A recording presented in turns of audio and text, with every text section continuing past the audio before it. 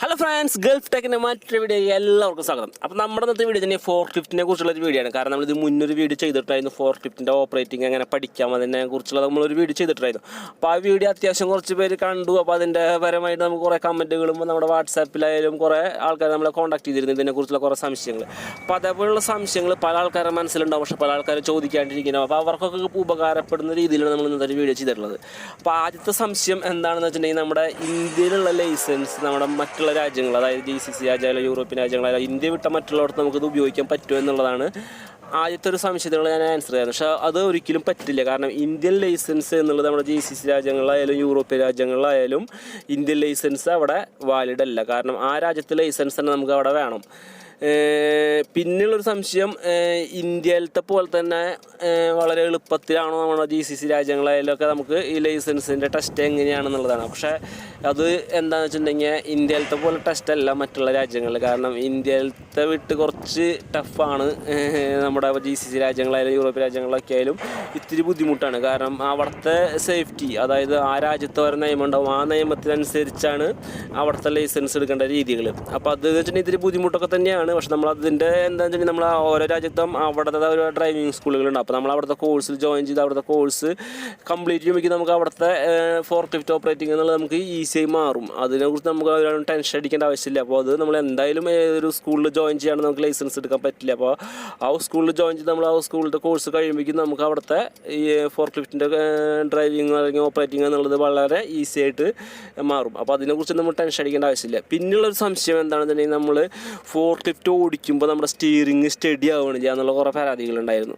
അപ്പോൾ അതെന്ന് വെച്ചിട്ടുണ്ടെങ്കിൽ നമുക്ക്, കാരണം മറ്റുള്ള വണ്ടി, അതായത് കാർ ഓടിക്കായാലും ഹെവി വണ്ടിയായാലും ലൈറ്റ് വെഹിക്കിളായാലും നമുക്ക് സ്റ്റിയറിങ് ഓടിക്കും, നമുക്ക് ഫ്രണ്ട് വീലുമാണ് കട്ടാവുന്നത്. പക്ഷെ നമുക്ക് ഫോർക്ലിഫ്റ്റ് എന്നുള്ളത് നമ്മുടെ ബാക്ക് വീലുമാണ് കണക്റ്റ് ആവുന്നത്. അപ്പോൾ സ്റ്റിയറിങ് ഓടിക്കുമ്പോൾ ബാക്ക് വീലാണ് നമുക്കത് കട്ടാവുന്നത്. അപ്പോൾ നമുക്ക് അതിൻ്റേതായ ചെറിയ തപ്പലാണ് നമുക്ക് ആ ഫോർക്ലിഫ്റ്റിന് കുറച്ച് ബുദ്ധിമുട്ടായി തോന്നുന്നത്. അപ്പോൾ നമ്മൾ അതിന് എന്താ ചെയ്യണമെന്ന് വെച്ചിട്ടുണ്ടെങ്കിൽ നമ്മൾ സാധാരണ നമ്മൾ സ്റ്റിയറിങ് സ്റ്റഡി ആക്കിയതിന് ശേഷം നമ്മൾ റൈറ്റിലേക്ക് എത്ര ഓടി വരുന്നുണ്ടോ ലെഫ്റ്റിലേക്ക് എത്ര ഓടി വരുന്നുണ്ടോ എന്നുള്ളത് മനസ്സിലാക്കിയിട്ട് നമ്മൾ ഫോർക്ലിഫ്റ്റ് ഓടിക്കുകയാണെന്നുണ്ടെങ്കിൽ നമുക്കത് വളരെ ഈസി ആയിട്ട് മാറും.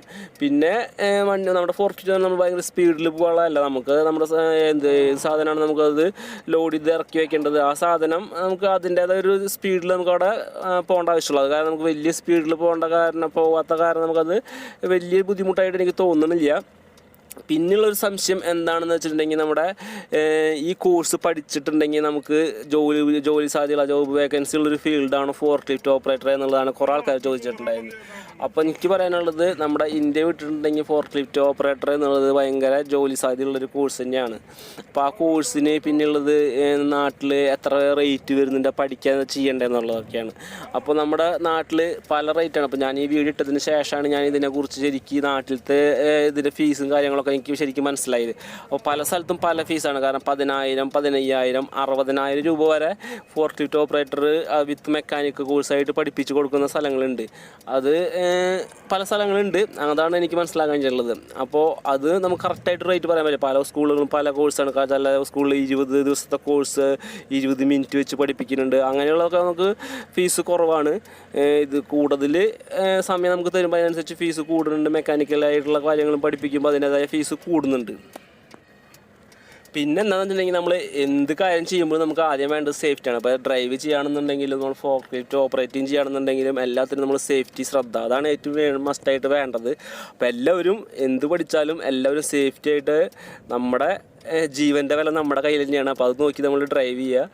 അപ്പോൾ ഇതുപോലെ നല്ല നല്ല വീഡിയോസ് നമുക്ക് കിട്ടാൻ വേണ്ടി നമ്മുടെ ചാനൽ എല്ലാവർക്കും ഷെയർ ചെയ്ത് കൊടുക്കുക. സബ്സ്ക്രൈബ് ചെയ്യാത്തവരാണെന്നുണ്ടെങ്കിൽ നമ്മുടെ ചാനൽ സബ്സ്ക്രൈബ് ചെയ്യുക. അപ്പോൾ നമുക്ക് പുതിയൊരു വീഡിയോയുമായിട്ട് വീണ്ടും വരാം.